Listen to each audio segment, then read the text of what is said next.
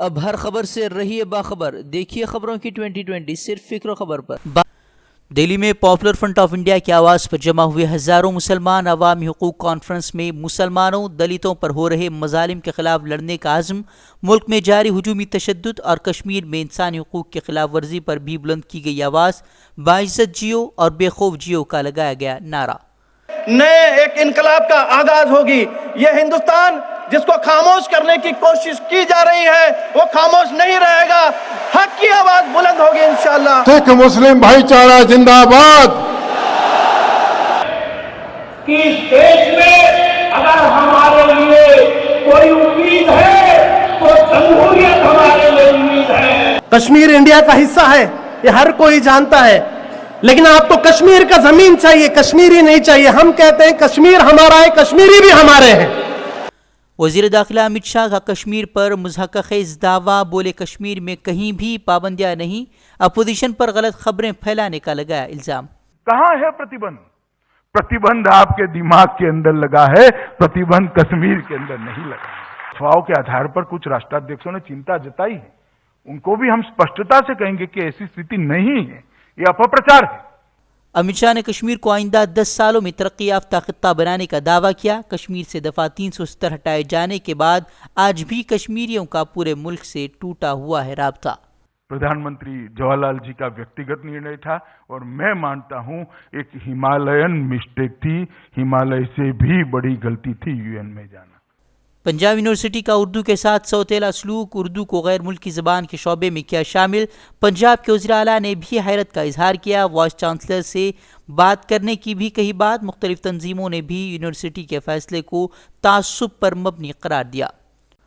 سال 2002 گجرات فسادات کا معاملہ، جنسی تشدد کا شکار بلقیس بانو کی عرضی پر سپریم کورٹ میں سماعت، عدالت نے متاثرہ کو 50 لاکھ معاوضہ دینے، سرکاری نوکری اور مکان دینے کا دیا حکم، 2 ہفتوں میں حکم پر عمل درآمد کرنے کو کہا۔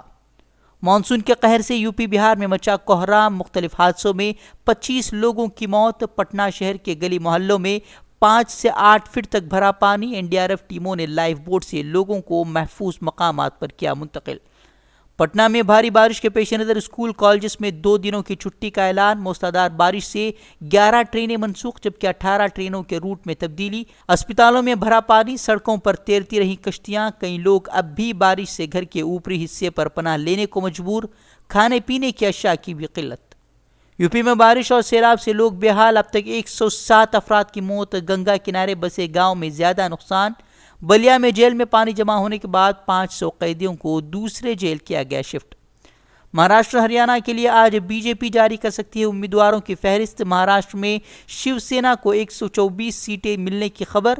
کل مودی شاہ کی موجودگی میں ہوئی تھی BJP انتخابی کمیٹی کی بیٹھک، 21 اکتوبر کو ہونی ہے ووٹنگ۔ اتراکھنڈ میں BJP کی بڑی کارروائی، پارٹی مخالف سرگرمیوں کے الزام میں 40 رہنماؤں کو پارٹی سے نکال باہر کرنے کا فیصلہ، جلد ہی ہو سکتی ہے کارروائی۔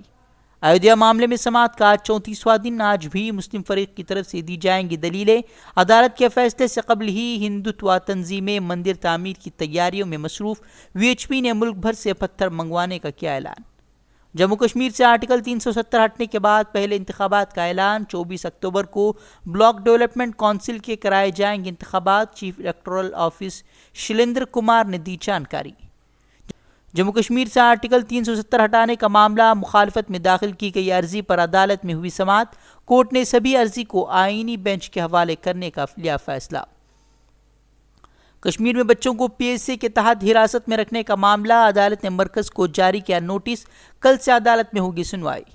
ملک میں پیاز کی بڑھتی قیمتوں پر لگام کسنے حکومت نے اٹھایا بڑا قدم، پیاز کے ایکسپورٹ پر پوری طرح لگائی فوری پابندی، کاروباریوں کے لیے ذخیرے کی حد کو بھی کیا متعین، خلاف ورزی پر سخت کارروائی کے احکامات۔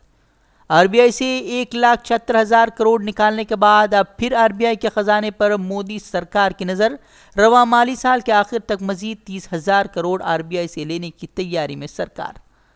کشمیر میں پابندیوں کے 56ویں دن بھی حالات بدستور خراب، دکانیں کاروبار ہنوز بند، کچھ علاقوں میں پتھراؤ کے بعد پابندیوں میں سختی کی بھی خبر، کئی علاقوں میں دفعہ 144 نافذ۔